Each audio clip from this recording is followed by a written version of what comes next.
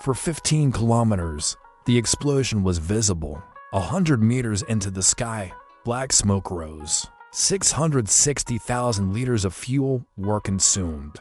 However, what distinguishes this strike from all the others you've witnessed? Distance. This Russian train, shielded by technology that ought to have rendered it invincible, was located 35 kilometers behind enemy lines. There is no longer a safe place, as for Ukrainian pilots were about to demonstrate. Additionally, they will use drones that are less expensive than laptops. Operators from Ukraine's top Ronin unit monitor deteriorated video feeds 35 kilometers away using analog transmitters that shouldn't function at this distance. Every military manual states that for FPV quadcopters can't travel such great distances. These drones are already at 15 kilometers and rising, whereas standard drones give out at 3 kilometers. Behind them, the Alpha unit intercepts Russian communications while Kabul 9 intelligence provides real-time updates when necessary. The counter-jamming apparatus of the next group is prepared to burn holes through the electromagnetic interference. The operator screen's video feed abruptly became static. The attack drone suddenly became blind. The operator's signal has suddenly been cut off. The vital relay link that enabled this 35-kilometer journey, the first repeater drone, had just been destroyed.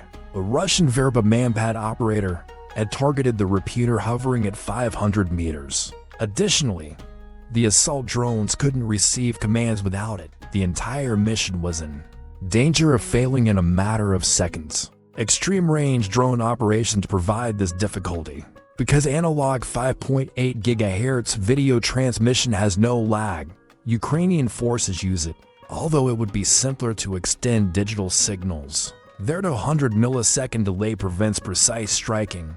200 milliseconds is equivalent to a 5-meter miss when flying at 80 kilometers per hour, approaching a moving train. Thus, despite the requirement for these susceptible repeater drones to be placed every 5 kilometers, Ukraine continued to use analog. Watching his screen, the Ronin unit operator waited for 3 and 5 seconds. The backup repeater then turned on. The Verba found it more difficult to identify this drone because it was flying at a height of only 200 meters, which was 2 kilometers from the ideal location. Although the video was blurry due to the signal strength dropping to 60%, it was still sufficient. The backup repeater was now the vital link in a chain that extended to the Russian fuel train that was transporting 660,000 liters of aviation and diesel fuel. The Ronin unit wasn't the only one doing this, for specialized groups have to work together flawlessly to complete the goal. Ukraine's Defense Intelligence Organization, Kabul 9, had been monitoring this particular train for weeks, knowing about its schedule and fuel car composition. Electronic overwatch was given by the security services Alpha unit, which kept an eye on Russian communications for any indications that they might have been intercepted. The following crew from the State Special Communications Service was prepared with their counter-jamming apparatus. Every unit had a distinct function. The attack drones were piloted by Ronin. Kabul 9 offered intelligence updates in real time. When necessary, Alpha would burn holes through the jamming. After intercepting Russian answers, the backup repeater plan was carefully thought out. Ukrainian forces consistently used backup repeaters flying at various altitudes in addition to 3 repeaters per chain. For the best signal propagation, the primary stays at a distance of 500 meters. The first backup remains at 200 meters, making it more difficult to find while having a smaller range. The second backup is only usable as a last resort and skims at a mere 100 meters, making it almost undetectable to air defense. To avoid suffering several losses from a single missile, they keep a distance of 2 kilometers. Ronin operators receive training specifically for this kind of situation. Each pilot spends more than 200 hours flying in simulators with weak signals, learning how to use power lines, rivers, and railroad tracks as navigational landmarks when video quality declines. They train using mental, timing and terrain memorization, to stay on track while flying blind for up to 30 seconds. Count to 15. To follow the tracks, turn slightly to the right. Count to 10. For the power lines, pull up. When technology fails, these mantras keep drones in the air. The Russians were aware of the approaching Ukrainian drones. They were constantly aware. The question was whether they could be stopped by their defense mechanisms. The fuel train was still moving at 40 kilometers per hour in the distance, unaware that it was now being approached by 4 FPV drones. The lead drone needed to travel 20 kilometers. Whether Ukraine's gambit paid off or if drones crashed in Russian airspace would depend on what happened next. However, the lead drone advanced farther into hostile terrain. The drone entered an electromagnetic nightmare at the 25-kilometer point. Not only did the video stream deteriorate, but it also descended into complete anarchy. Static rolling pixels at random, followed by nothing. The drone had just moved inside the weapon system's engagement zone. The Russian R-330 ZHZ electronic warfare system is the name given to this. This truck-mounted jammer can create a 15-kilometer bubble where nothing can pass through by flooding the electromagnetic spectrum between 100 and 2000 megahertz. That's the theory. Anyway, in order to find openings in the Russian jamming, the operator started frequency hopping at 40 channels per second right away. Despite its strength, the R-330Z is unable to fully cover all frequencies at once.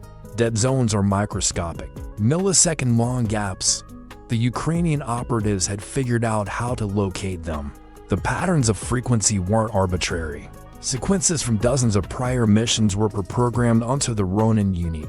They discovered that Russian jammers usually concentrate their power on the 5.8 to 0.4 and 1.2 GHz FPV frequencies. However, the Russians frequently overlooked gaps on other frequencies.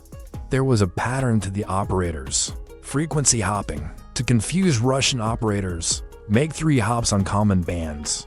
Briefly switch to a gap frequency for 2 seconds of clear audio, and then resume hopping. Through arduous trial and error, Ukrainian pilots have mastered this dance. The drone flew blind for 15 excruciating seconds. The drone was 10 kilometers from its true location, according to the GPS. Additionally, the Russians were spoofing satellite signals. However, Ukrainian pilots trained for this by spending hours in simulators, flying using mental maps, estimating distance by counting seconds, and utilizing the positions of the sun and moon as a guide when all other methods failed.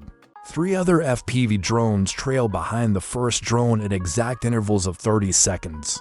This distance was really important. Russian jamming may snag all 4 at once if they fly too close to one another. The lead drone's pathfinding through the jamming would not assist the others if they were too far apart. While the Russians were still modifying their jammers, each drone could follow the leader's successful frequency pattern for 30 seconds. The operator of the second drone was observing the lead drone as frequency hops and replicating them precisely as it was already entering the jamming zone. The following Ukrainian group made the necessary breakthrough by turning on its counter-EW system. It's not subtle. It's brute force in electronic warfare. The strong directional transmission that penetrates the jamming by burning a hole. However, there is a price for it. All Russian detection equipment shows the Ukrainian position like a beacon in the dark for 30 seconds. The risk was assessed for the 30-second exposure window. Although Ukrainian intelligence was aware that the average Russian artillery response time was 45 seconds from detection to the first round, the drones could be propelled through 10 kilometers of severely congested airspace with just 30 seconds of clear signal at a time. The operators in the next group were keeping an eye on the clock, while their hands were on the power switch. They provide themselves a 17-second safety cushion by cutting transmission and moving at 28 seconds. This timing has been confirmed by 3 earlier missions. Conservative enough to live, yet aggressive enough to be successful. The grainy but functional video feed reappeared. The operator could see the railroad tracks below through the static, using the steel rails as a navigational aid that no amount of GPS spoofing could conceal. The drone was now tracking them at a mere 50 meters above the ground. However, the Ir-330Z was only the initial layer. The Russians were preparing additional equipment as the drone advanced. The operators gave up on GPS navigation and turned to manual control. From this point on, it would only be visual flying through deteriorated footage. Russian operators were desperately trying to direct their air defenses onto the approaching threat, as the fuel train was now 10 kilometers away. A lesson that would turn one of Russia's most sophisticated detection systems into Ukraine's biggest advantage was about to be taught to Russian commanders. They were initially identified by the Kasuka system. This enormous electronic warfare vehicle has a good track of the approaching threats and can detect drone control signals at a distance of 150 kilometers. A Panzer I air defense system to intercept was promptly vetoed by the Russian operator. The Panzer's automated algorithms computed an intercept solution. Once its radar locked onto the lead drone, the rocket launch time is 8 seconds. However, this was what the Ukrainians had expected. The Russian displays abruptly showed 6 new contacts. Decoy drones, which cost only $200 apiece, had corner reflectors that made them appear considerably larger on radar than threats. The targeting computer of the Panzer was unable to distinguish between a $3,000 attack drone carrying military ordnance and a $200 fate. The Russian operator had to decide what to do: engage every target and incur the chance of running out of missiles, or look for the true threats and run the risk of allowing them to pass. He decided to participate. Only 4 of the 6 decoys successfully activated, but the Panzer's launcher rose, and missiles began hurtling into the sky. There were still the actual drones visible. Out of the 6 decoys, 4 performed better than usual. Remember that these are garage built using energy drink cans and pieces from racing drones. Even 4 was sufficient, but cold weather drains batteries and jams fried circuits. 8 out of 12 missiles were just squandered by the Panzer on trash that was worth less than a laptop. 20 decoys were dispatched to empty Russian magazines in earlier Ukrainian operations. The Panzer now has a 20-minute reload time, and for missiles remaining, it still possessed its 30mm autocannons, even if it was almost completely devoid of missiles. The mission was rescued in this situation by terrain masking. The actual attack drones literally skimmed the grass at an altitude of only 10 meters. The minimum engagement altitude for the Panzer I is 15 meters. The target cannot be distinguished from ground clutter by anything lower than its radar. The drones were balancing between being too low and colliding with obstructions, or too high and being shot. Flying at grass level required constant dodging. Every few hundred meters, power lines traverse the landscape. They are not visible until the very end due to poor film quality. In the static, trees appear out of nowhere.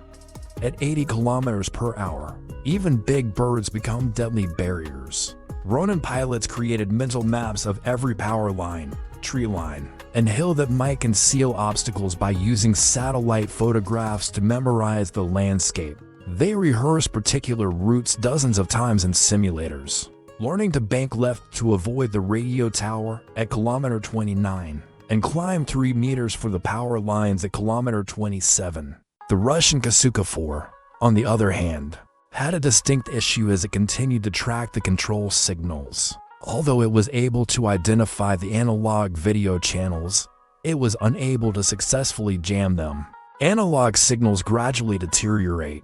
You still get a 20% picture even with 80% interference. In addition to being totally obstructed, digital signals would be useless for precise attacks at this distance. The train was now 4 kilometers away from the destination and had been alerted to the approaching drones. As the engineer pushed the throttle forward in an attempt to accelerate, the locomotive's whistle screamed.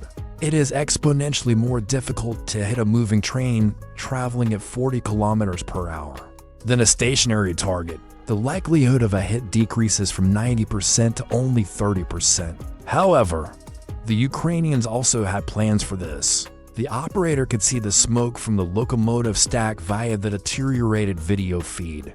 Although the train was moving faster, it would take some time to achieve its maximum speed. It didn't have time. At 80 kilometers per hour, the lead drone was already 3 kilometers away and screaming in the direction of its objective. Either a flaming train or drones would appear at the end of the next 120 seconds. The last line of Russian defenses came into action 2 kilometers from impact. When the Pole-21 jammer, which was installed on the train, turned on, it produced an electromagnetic bubble that was intended to destroy any drone's navigation systems. GPS signals abruptly disappeared. GLONASS vanished. The magnetic compass even malfunctioned. However, the deteriorated static field analog video signal continued to stream through a screen that resembled a television from the 1980s with poor reception. The Ukrainians are currently flying solely by visual reference. The railroad lines below were visible to them, and they could use them as a direct route to their destination. The train was accelerating, reaching a speed of 45 kilometers per hour. Using the static, the first operator began counting automobiles. 7, 6, 5. The automobile with lead fuel was the main target. If you hit there, the fire will spread throughout the train. If you miss it, the locomotive may disconnect the intact vehicles and take the majority of the fuel with it. He mentally marked his aim, the locomotive's third car. The video began to completely break up at about 500 meters. Pole-21 was winning, using sheer electromagnetic noise to overwhelm even the analog signal. The Ukrainians were basically blind, relying solely on instinct and recollection. Impact time is 3 seconds to seconds. First, the first drone crashed into the lead fuel tanker at 10:32 a.m. on impact. The RPG-7 warhead exploded. It punched through the steel wall, formed the charge, and sprayed 60,000 liters of diesel fuel with molten copper. The explosion was devastating and happened right away. The train's emergency brakes instantly engaged as a fireball burst from the vehicle, bringing the entire convoy to a screaming stop. However, this was only the start. The second drone was already in its terminal drop, 30 seconds behind the leader. Targeting should have been impossible due to the initial strike's large smoke plume, but the operator used the railroad tracks as a reference and calculated distance. By timing the seconds, the fire would spread the full length of the train once the second drone struck the fourth vehicle. 30 seconds later, a wall of black smoke and flame confronted the operator of the third drone. The thermal cameras were completely overloaded and only displayed intense interference. However, he was certain of the location of the seventh vehicle. They had spent days examining this railroad arrangement. Only 50 meters separated the drone from its target as it flew blind through the smoke. 1 second was given to the operator to make adjustments. The drone hit the target exactly. The most difficult task fell to the fourth and last drone. With flames extending 100 meters into the sky, the entire train had turned into an inferno. However, one gasoline car at the back was still intact, and abandoning it would leave the Russians with fuel that could be salvaged. Counting down from his last point of visual reference, he pushed forward into the dark cloud. 3-1. The fourth drone hit its target at 10, 19, and 30 seconds. The devastation was finished when the last fuel car exploded. Now all 11 of the tankers were on fire. 660,000 liters of fuel, resulting in a 6-hour fire. The concrete links were disintegrating and breaking, and the train tracks below were already warping from the heat. For at least 72 hours, this crucial supply line would be unusable.